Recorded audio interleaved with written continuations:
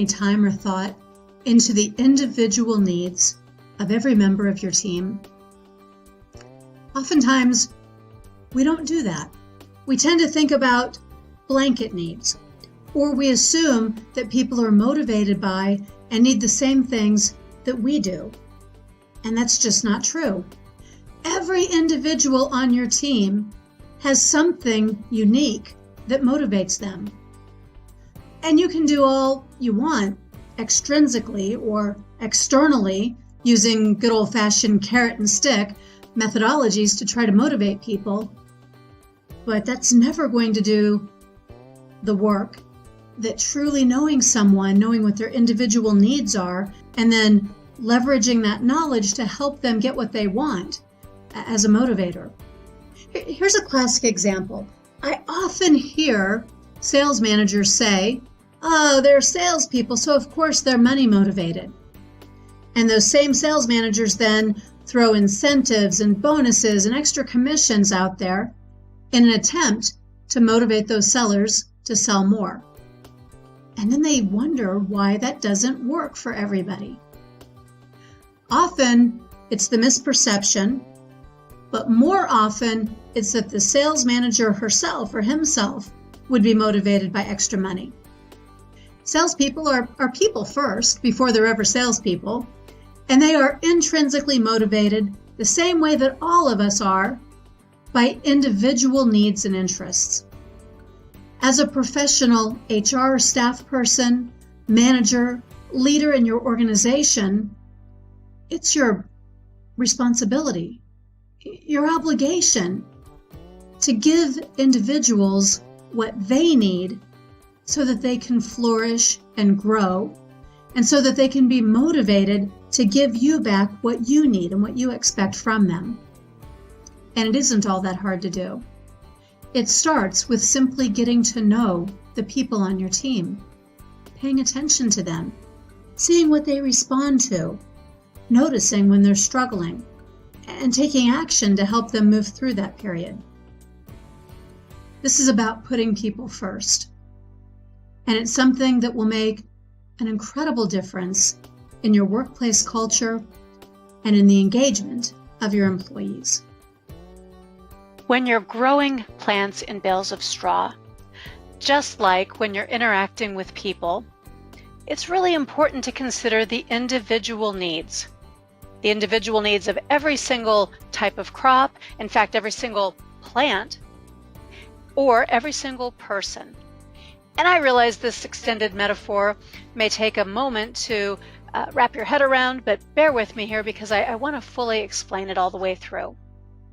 See, in my straw bale garden, I have positioned bales of straw in different places. Some closer to the building are going to get a little bit of shade, and those plants need that shade. Some plants in big long rows are all the same, not the very same plant, but they have the very same kinds of needs, and these are the ones that are going to get bigger soaker hoses that provide more water. And I've grouped them accordingly so that their individual needs can be met.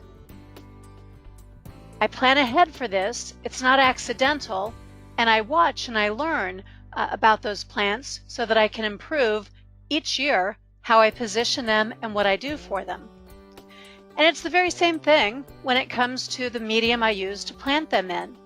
I do some experimenting. Last year I put tomatoes in dirt and I put tomatoes in straw bales. I wanted to see which ones would produce the most. And it turns out the ones in straw bales did. So this year all of my tomato plants are in bales of straw. You don't know what the individual needs might be until you learn and experiment. Even all the research that you can do might not be exactly on target.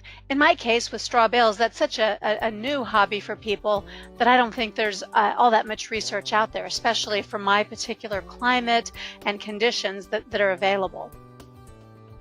You do this already. If you do any kind of gardening, you know that some flowers require sun, some flowers require shade. This hanging basket hangs in the sunniest part of my yard because these beautiful flowers, they close up at night and they only open up on the days when it's sunny. And since they're so beautiful and I like to see them first thing when I wake up in the morning, I have them positioned strategically so they get what they need and they give back to me what I'm looking for. When you think about the individual needs of a plant or a person, it also includes things like, how much space do you give them? How do you group them? What other types of people or plants are nearby? And are you looking closely at each and every plant to see early on if they experience any sort of difficulty? When I see little holes in the leaves of some of my plants, I know that that might mean some kind of bug is coming around, and I've got to sprinkle just a little bit of powder on there, organic, to make sure those bugs don't find this to be a friendly environment. I try to stave that off ahead of time. I plant onions around the edges of the straw bales on top because many bugs, Japanese beetles included, don't like onions, and so even the small green onions that won't take up a lot of space can help me to prevent bugs from coming in. But I can't assume that that will do all the work. My individual inspection, my attention to the individual needs of every plant gives me the best opportunity to make sure that those needs are always being met.